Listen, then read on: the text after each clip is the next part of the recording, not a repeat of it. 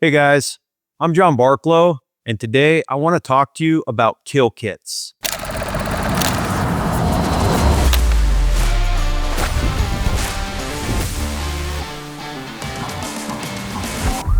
Now, kill kits, as the name implies, is a kit you're going to pull out of your pack when you kill an animal and you're ready to process it.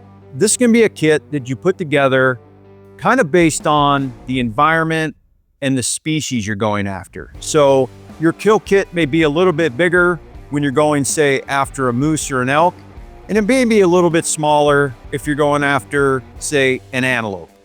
But either way, this is going to be a kit you assemble and you personalize that, and it goes at the bottom of your pack, and you're going to pull it out when you kill that animal and are getting ready to process it.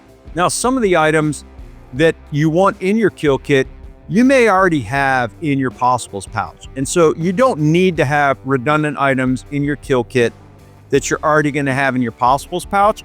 But things like game bags, which clearly you're not going to have in your possibles pouch, is definitely something that you're going to carry in your kill kit. And so you just want to continue to personalize this as you go. Certain states have different rules and regulations on the processing of animals. In Alaska, you can bone certain animals out like elk, but in other areas you can't bone out a moose. And so all these things are going to drive kind of the contents of this kill kit. So I want to kind of go through some of the contents and why I carry them to give you some ideas of what you can carry in your own. So I think the central part of the kill kit is really going to be the game bags. Now, again, these game bags, the size of them, the number of the bags you carry are really going to depend on, again, the size of the animal. Can you bone the animal out? Do you have to carry it out on the bone, etc. There's lots of different kinds of game bags. I look for something that's going to be durable, something that has a string that I can hang up or I can tie. There's game bags that are made of mesh if you're trying to count ounces. I really like a game bag that's got some type of reflective coating or tape on it. A lot of times if I have to come back to a kill site, which I try not to do in bear country, that if I can shine a headlamp, I can see that and I can just go right to the site. So game bags are going to be a central component. And then after that, I think the next one is going to be a knife. So again, if you're carrying a knife in your possibles pouch, you don't have to carry a separate one, but I tend to carry a separate fixed blade knife in my kill kit. Now this is going to be probably a little smaller than what I've got in my possibles pouch. Maybe it's got a little bit of finer point. So if I need to do some rough caping of an animal, that I can do that. Now scalpels are good and they become popular, but scalpels lack versatility. So I think in a kill kit in a possibles pouch, a fixed blade knife is the way to go.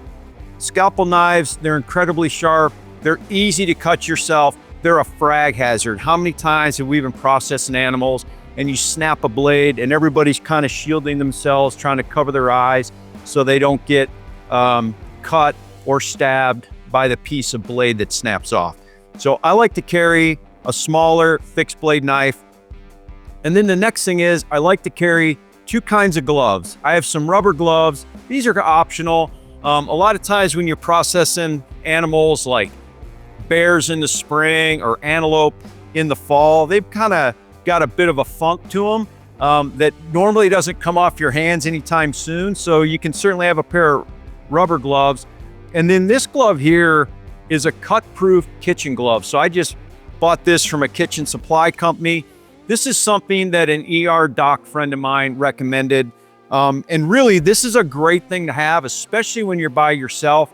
A lot of times when we cut ourselves during a hunt is when we're processing the animal and we're pulling back a hide or picking up some meat and we're cutting with the other hand and we slice too quick and we cut our hand, or we want to help our partner out, or our partner wants to help us out. And so, you know, you end up cutting your partner. And so I put this glove over the rubber glove on my non-knife hand. And that just helps if I slash across my hand, I'm not going to have a medical emergency. I cut myself really bad years ago on a winter mountain goat hunt. I was by myself.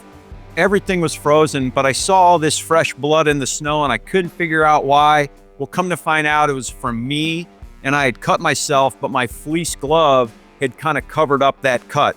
If I'd have had this, I wouldn't have had that issue. Couple other things. I like to carry a knife sharpener. Now, I have not really had to resharpen a fixed blade knife while I'm processing an animal, but it's nice to have if you just want to touch things up. Last year, I had the whitetail knife and I processed a bull elk and a whitetail. I purposely did not sharpen in between, and I was able to process 2 animals before I wanted to touch it up. But a knife sharpener is kind of a nice thing to have. Other things, 550 cord. So if you don't have 550 cord in your possibles pouch, you are going out after a big animal like an elk, it's great to have some 550 cord, either to help hang bags or to help pull a hind quarter up if you're by yourself, to kind of get that hind quarter off the animal. So 550 cord is great. Obviously license and tags, those are super important. So I put them in my kill kit. Probably not going to need them unless a Fish and Wildlife officer pulls me over. So I like to put them there so I remember, hey, I've killed, need to notch my tag. And then I have some flagging tape. The flagging tape is again to mark the kill site. Maybe if I have to blood trail, then I can use that also. Again, a lot of times I carry that in my possibles pouch, so I don't need to be redundant there. But these are kind of the things that I put in. One other thing is I have some electrical zip ties in my possibles pouch for repairs. Some states want you to take the tag and actually put it around, say, the antler of the animal as you take it out. Other states don't allow that. But these are the items that I've assembled so that when I kill, and yeah, you're excited, you want to process the animal, maybe you're fighting dark, maybe it's inclement weather, you want to have all these things in one little bag, riding at the bottom of your pack. It's going to help you stay really efficient when you have that success in the field.